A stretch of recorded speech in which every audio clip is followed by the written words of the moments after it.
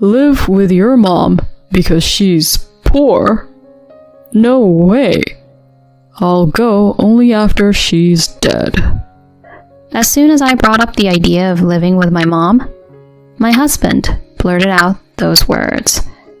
I was so taken aback by his rejection that I couldn't say anything more.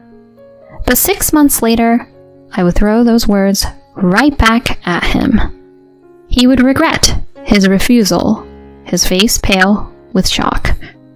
My name is Eva. I'm 45 years old. I met my husband, Nathan, who's 2 years older than me, while working as a kitchen staff member at a hotel. At that time, he was front desk staff, but now he's a concierge. He was quite handsome, fluent in languages, and really cool. After we got married, our daughter Heather was born, and I quit my job. Once Heather started elementary school, I began working part-time in the deli section of a local supermarket. We always dreamed of owning a home, but remained stuck in a rental apartment as time passed. We could have afforded a house if we had really tried, but we were comfortable where we were and ended up staying there for many years. Nathan wasn't keen on buying a house either. Maybe it was because we both had the idea of eventually moving in with our parents. Both of us being only children, we vaguely thought we'd end up living in one of our parents' homes.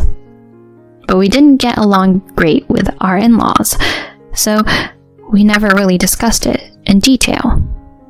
My parents' house is about a 30-minute drive away, in a quiet, natural area.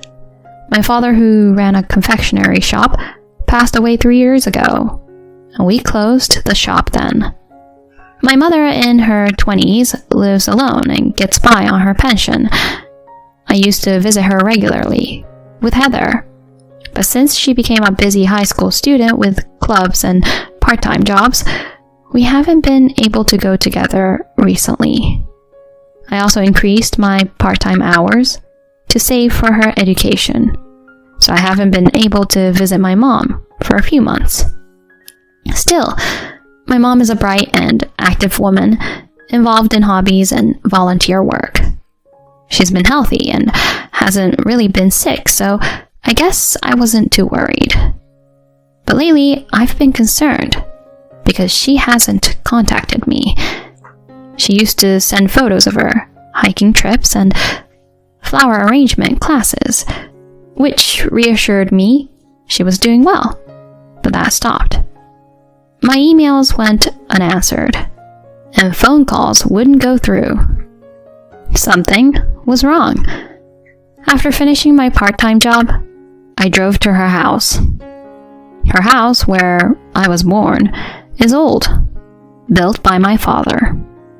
Although the shop had been renovated a few times, the living space was mostly untouched, repaired only when absolutely necessary.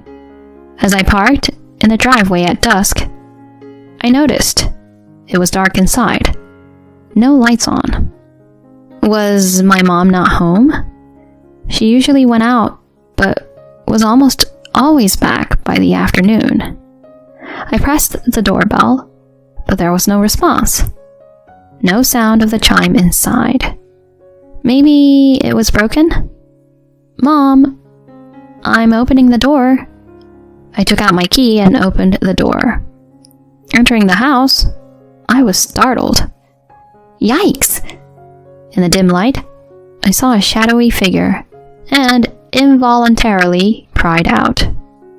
Startled by my voice, the figure turned around. "Eva? Mom?" As I approached the table where my mom was, I saw her holding a small sandwich in the dark. "Mom, what's going on?" "Oh, sorry. I was just having my dinner."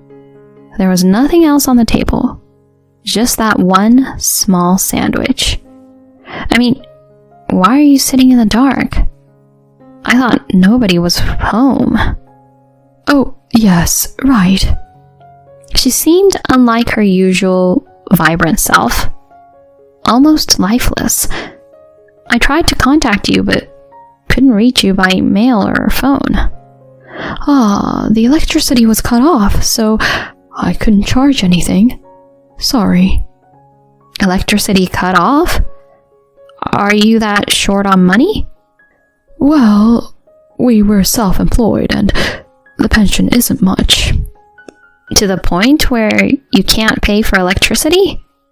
We were never wealthy, but I didn't think we were that bad off. My parents paid for my vocational school and helped when I got married. They even spent generously on Heather. I felt ashamed for not knowing my mom's situation and for neglecting her. I took the bill from her and paid the electricity bill. I also bought food for the two of us. It would take a while for the power to come back, so I decided we'd have a dinner together. I called home, and Heather answered. I'm at Grandma's. There's a bit of a problem, so I'll be late coming back. Okay, I'll make something for dinner. Thanks. That would be a great help. She had grown into a good kid, despite a rebellious phase in middle school. Is your dad back yet? No, not yet. He's been coming home late, a lot lately. Leaving the house matters to Heather, I sat down to dinner with my mom, lit by an emergency lantern. In the lantern light, she looked thin and pale, much older than before, although it might have just been the dim light. Mom, are you feeling okay? I've been a bit off lately. Maybe it's my age. She smiled weakly, but seemed to enjoy the meal. Sorry, it's just supermarket food. No, it's been a while since I've had a full meal. What? Why are you so short on money? I had some expenses. Expenses? Big expenses can come up just from living, especially in an old house like ours. Things break and need repair, and I assumed that was where her money was going. Mom, if you're struggling with money, why don't we live together? I just said it naturally. Living apart, I can't keep an eye on her, but if we live together, we can share meals, and I can help with any repairs that are needed. But she said, It's okay. My fixed deposit will mature soon. I'll manage somehow. Besides, what would Nathan say? Indeed, I couldn't imagine my husband agreeing to it. He would definitely balk at spending even a penny on the repairs of an old house. Simply put, he's stingy. Extremely so. He also didn't get along with my father. Dad had a craftsman spirit and high pride, so they often clashed. That's why he hardly ever visited my parents' home. He'd probably hate the idea of living with my mom now. Still, I couldn't leave her alone in this state, so I decided to bring it up with him. But... Live with your mom? Because she's poor? No way. I'll go only after she's dead. I expected him to oppose living together. But to say something like that? If this goes on, she really might die. Well, I'll consider going then. What? I never thought he could be so cold. And when I told him I paid my mom's electricity bill, he got furious. You paid her electricity bill? Why should we have to pay for that?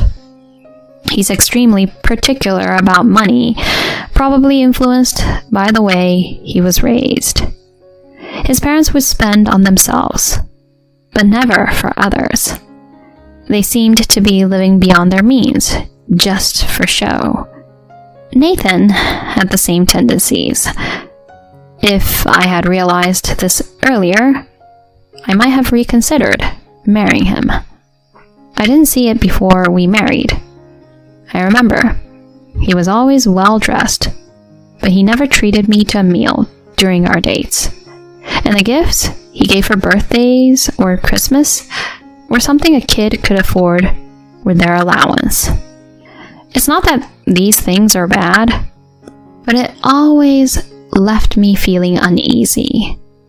So it's typical of him to get angry about paying for my mother's electricity bill. But how can I just leave my struggling mom alone? Why do we have to take care of her? What? Are you telling me I can't help my own mother? I owe her for raising me, and we should do some filial duties, right? She didn't raise me. Are you being serious? My parents helped us when we got married and when Heather was born. Have you forgotten their kindness? Your parents never helped us. I never asked for their help. If they couldn't afford it, they shouldn't have done it. It's their own fault if they can't manage their finances. You actually think that way about my parents? Anyway, it's got nothing to do with me. There's no use arguing with someone like him. Even though I knew it was futile, my frustration didn't go away. As always, my daughter was the one who could lift my spirits. She had been difficult during her teenage years, but now she's a great person to talk to. Mom, I feel bad for Grandma.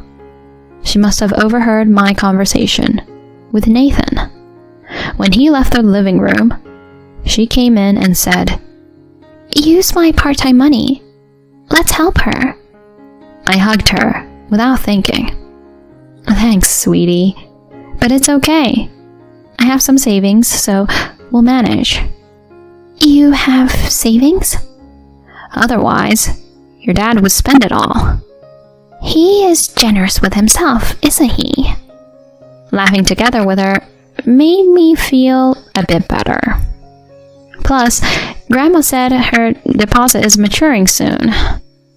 It's probably not much, but at the time I thought that way. Little did I know how well she had managed her finances. Eva, help me. It was 6 months later that Nathan came to me pleading. I had been visiting my mom regularly and helping her financially, and she was starting to recover. There was a reason why she had started to struggle with money, and it involved my husband. What's up? My parents are about to go bankrupt. I thought they were in deep debt. Their house and car never seemed to fit their means. I have to do something. Then, do something. How can I? Why not? Where would I get that kind of money? You have personal savings, right? You barely give me any of your salary for living expenses, so I've been managing with my part-time income. You're saving the rest, aren't you? Well, it's just... Please, help me. You want our family to shoulder your parents' debts? Remember how angry you got when I paid my mom's electricity bill? I was wrong about that. Please, I'm begging you. Let's live with my parents. What? I'll just return your words to you. Huh? I'm just giving you back the words you said to me. What? Did I say something? What? You don't remember? I haven't forgotten a single word. So, what did I... Live with your mom because she's poor? No way. I'll go only after she's dead. What? That's what you said. Well, Do you remember now? No, You said it was her fault that she couldn't manage her finances. Why don't you go live with your parents alone? And what will you do? I'm going to live with Heather at my mom's place. What? I'm saying I'll live with my mom. Are we going to live separately? Of course. You didn't help when my mom was in trouble. I have no intention of helping your parents. Besides, I plan to dissolve our marriage. What? I presented him with the divorce papers I had prepared. Why? Why don't you ask yourself? Ugh. Just then, Heather came in. Dad, this came for you. He turned pale as he saw the envelope in her hand and tried to snatch it back. She deftly dodged his attempt, and he stumbled and fell. Ouch. Did you read this? I took the envelope from her and pulled out the documents inside. Sorry, but I opened it. This is a notice from the credit company about your loan, right? What did you need to borrow money for so badly? It was necessary. Necessary for what? Let me guess. You gambled it all away, didn't you? How did you... Heather saw you entering a casino several times on her way back from her part-time job. What? Not just that. Your computer history is full of online casinos and horse racing sites. Don't use my computer without permission. I needed it for research. You won't buy me one. You work, don't you? I don't make enough to buy a computer. I'm even buying what I need for school myself. We're living mostly on Mom's part-time income because you don't contribute. I couldn't ask Mom to buy me a computer. And to think you have been gambling away your money. Heather. Defeated by his daughter's words, his shoulders slumped. We both worked jobs without regular weekends, so we rarely had the same days off. He must have thought his gambling went unnoticed, but our daughter was one step ahead. She hadn't just stumbled upon his casino visits or computer history. She had been suspicious and investigated. His gambling addiction wasn't a recent development. When I checked his bank account, I saw his salary would be withdrawn almost immediately after deposit, leaving no balance. No wonder you weren't enthusiastic about buying a home. You can't get a loan with your own debts, let alone pay off your parents. But I don't want your parents borrowing money from my mother because you're broke. What? Your parents borrowed money from my mom. That's why she was struggling. They kept borrowing, saying your mom was sick and needed treatment. They told her not to tell us because it would worry us. My mom felt sorry for them and lent them money, planning to keep it secret. But when I said I was divorcing you and moving back home, she told me. What? Don't worry. The illness was a lie. They've borrowed so much they can't borrow from friends or relatives anymore and ended up going to my mom. When she went to ask for repayment, she was surprised to see your mom perfectly healthy. While they were pushing my mom into hardship, they continued living comfortably. It's unbelievable. I couldn't be part of such a family anymore, so I filed for divorce. I moved back to my mom's house with Heather. Nathan eventually moved out of our apartment and went back to his parents, taking up extra jobs alongside his main work to pay off his debts. After living beyond their means for so long, they must be struggling with a simpler lifestyle. As for my mother's fixed deposit, it matured. I was surprised at how much she had saved. Mom, you managed the money so well. I knew the pension wouldn't be enough and I didn't want to be a burden. I saved desperately. I thought Dad would be able to work longer, so that was a miscalculation. No, you did great. Thank you. We should be okay for a while. This money is yours to use freely. She handed me the passbook. I can't take advantage of my mom, but may I borrow some? I had made a decision. When I moved back home, I quit my job. But life goes on, and there are expenses, especially with Heather's education. I decided to renovate my dad's confectionery shop. I have a cooking license, and I used my experience from working in the supermarket deli to open a delicatessen. Initially, only a few locals and regulars of my dad's shop came, but gradually more customers came. The business did well, and it got busier. My mom and daughter helped sometimes. My mom fit right in as if it had always been her shop, which in a way it was. She enjoyed working, reminiscent of the past. I never thought I would take over my dad's shop. I can't make sweets like him, but I plan to offer deli items and sweets. It's nice to have a delicatessen like that, isn't it?